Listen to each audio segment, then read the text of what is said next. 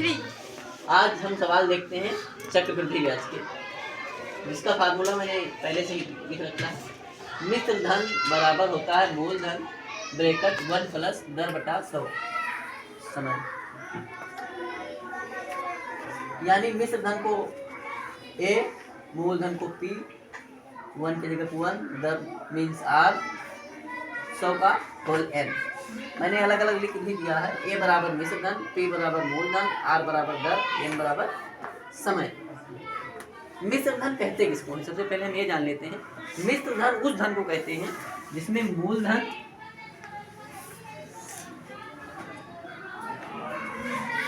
और प्लस ब्याज दोनों हो, तो उसे कहा जाता है मिश्र धन। यानी इस फार्मूले से मूलधन और ब्याज दोनों निकल के एक साथ में आ जाते हैं। उसके बाद मूलधन में से मिश्र धन जो होता है मेरा, उस मिश्र धन में से मूलधन को हम घटा देते हैं और मेरा ब्याज निकल आता है। एक सवाल करके हम देखते हैं। देखा 400 रुपये का 10% वार्षिक ब्याज की दर से 2 वर्ष का चक्रवृद्धि ब्याज ज्ञात कीजिए। ये है सवाल। अब हम पहले चक्रवृद्धि ब्याज जानते हैं कहते किसको। तो चक्रवृद्धि ब्याज उसको कहते हैं कि 1 साल यानी वार्षिक ब्याज है, तो इसमें 1 साल में जितना ब्याज मिला उस ब्याज पर दूसरे साल भी ब्याज लग जाता है, जिसे चक्रवृद्धि ब्याज कहते हैं, यानी ब्याज का ब्याज। हम पहले अलग प्रकार से हल करते हैं इसको स्टेप बाय स्टेप। जैसे हमारे पास मूलधन कितना है? 400। मूलधन है 400 रुपया। दर कितनी है? दर है 10%। समय 2 वर्ष। 2 वर्ष। कल मैंने जिस फार्मूला, हाँ तो ये 2 वर्ष का ब्याज है। कल मैंने फार्मूला बताया था कि ब्याज बराबर होता है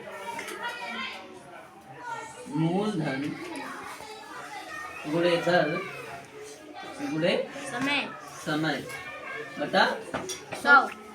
तो इसी फार्मूले से हम निकालते हैं चक्रवृद्धि ब्याज। तो सबसे पहले पहले वर्ष का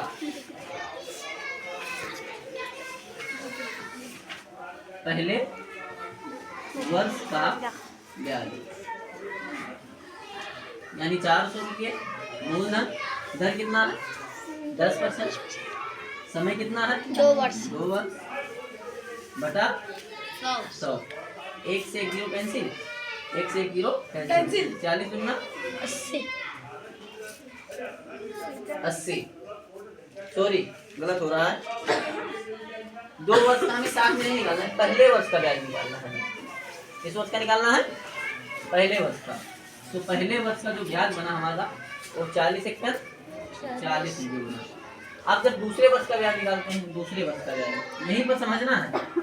दूसरे वर्ष का ब्याज, अब दूसरे वर्ष का ब्याज हम कैसे निकालेंगे? 400 रुपया हमारे पास मूलधन था और दूसरे वर्ष हमें ब्याज कितना मिला? 40 रुपया।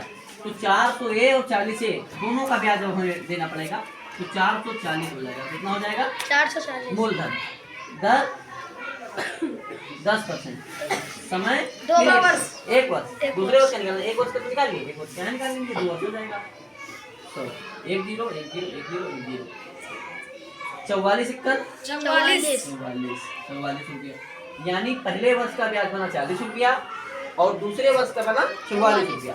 इसलिए 44 बना क्योंकि इस 40 का भी ब्याज दूसरे वर्ष हमें देना पड़ रहा है, जिसको चक्रवृद्धि ब्याज कहते हैं। तो चक्रवृद्धि ब्याज जो होगा इसका, चक्रवृद्धि ब्याज जो होगा इसका वो 40 रुपया ये हो जाएगा और प्लस 44 बराबर कितना हो जाएगा? 88 रुपये हो जाएगा। सॉरी 84 रुपया हो जाएगा। कितना रुपया हो जाएगा? 84 रुपया हो जाएगा। अब अगर इसकी साधारण ब्याज की बात किया जाए तो साधारण ब्याज 84 रुपया नहीं बनेगा। साधारण ब्याज हम इसमें देख लेते हैं।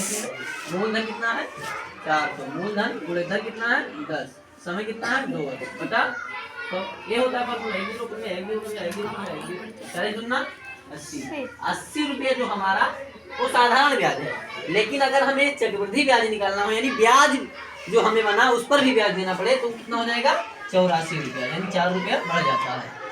ये अलग अलग वर्ष से निकालने का तरीका है। और अगर हम एक साथ में निकालें तो हमारे पास जो फार्मूले इधर दे रखे हैं उस फार्मूले के अनुसार हम निकालेंगे।